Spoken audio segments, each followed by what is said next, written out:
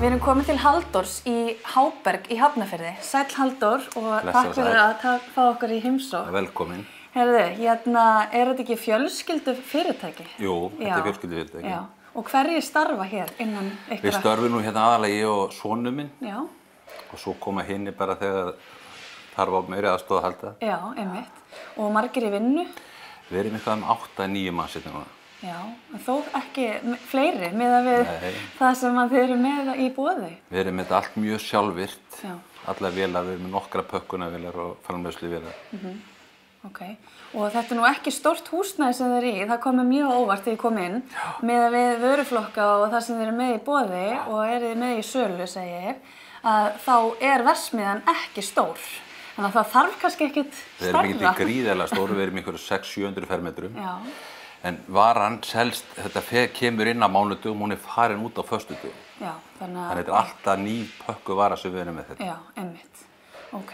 Þegar ég kíkti á heimasíðuna ykkar, Halldór, að þá tók ég eftir að þið voru frumkvöðlar í vélpökkun á Íslandi. Það vakti áhuga minn. Ég byrjaði í þessu fyrst 1983 með fyrirtæki sem stofnaði sem heitir Hagver. Þá byrjuðum við fyrst að handpakka en ég sá að það var engan veginn möguleiki til þess að fylla verslana. Þannig að ég fór á sýningu út og keypti eiginlega svona fyrstu sjálfvirku vélpökkunar samstæðum. Ok, þannig að fyrir vikið þá þarf færra starfsfólk og... Já, og þá gat ég haft svona undan því að pakka fyrir markaðan á þeim tíma. Já, einmitt. Þannig að það kom hvaða ár? Sko, ég stofnaði fyrirtæki í 83 og 84 er ég komið með fyrstu vélina. Já, þannig að það var handpakkað í 1 ár. Já. Já, og það var mjög örugglega erfitt starf. Það var mjög erfitt. Já, og margir. Já. Og hérna mikil framleiðsla, Já. En voru færri vöruflokkar þá? Já, það var ekki helminguna þessu með í dag, sko. Nei, einmitt, en þetta helsta svona. Akkurat.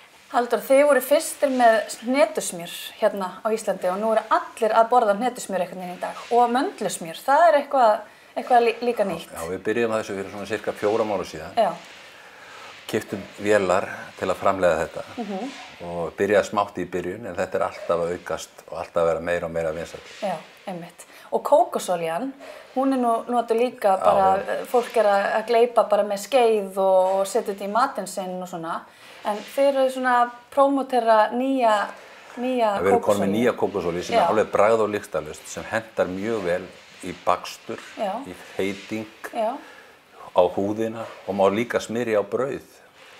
Já, ekki vissi að fólk gerði það. Það er bara mjög vinsælt í dag. Já, en hvernig, er það þá að koma í staðinn fyrir smjörið og það? Já, staðinn fyrir smjör. Þetta er mjög holl olía. Já, ok. Og mér finnst umbúðirnar utan kókosolíuna, mér finnst það svolítið sjarmerandi. Hún er hvít dollan og svo kemur svona grænt og svona. Það þarf að huga náttúrulega að hvernig umbúðir eru utan vörurnar. Við fáum grunnprentun og síðan prentum við ofan í það vöruheiti, strikamerki og allt. Já, ok. Og þið ætlið bara að halda ótrúður áfram. Er eitthvað nýtt í vændum eða? Það er alltaf komið eitthvað nýtt. Er það ekki? Það er alltaf fullt af hugmyndir sem á þetta að framkvæma. Já. Og eru þið ekki í öllum verslunum með ykkar vörur? Já, við erum í bónusverslununum og við erum ekki komnir enn í krónuna. Nei, ok. En svo með þið... Og samkaup segir líka á öllum öðrum verslunum bara. Já. Nema krónunni, Já, ég er mjög lojal viðskiptavinur hjá ykkur og mér finnst vörurnar æðislegar. En bara, ég ætla bara að þakka þér fyrir, Halldór, að fá okkur í heimsókn til ykkar. Já, bara takk fyrir að koma. Og bara gaman að sjá hvernig þetta virkar allt saman hjá ykkur. Takk kærlega fyrir þetta. Takk.